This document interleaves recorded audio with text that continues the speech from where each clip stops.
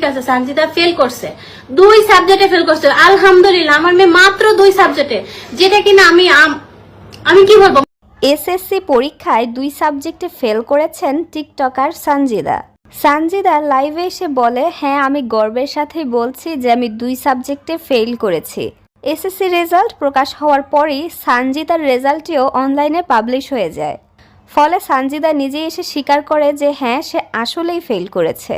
বলবো মাত্র 5 মাসে, 2 বছরের পর 5 মাসে পরে কমপ্লিট করছে। তোমরা কে 5 পারবা? মাস না, হিসেবে 3 মাস হবে। কে পারবা তোমরা বলো?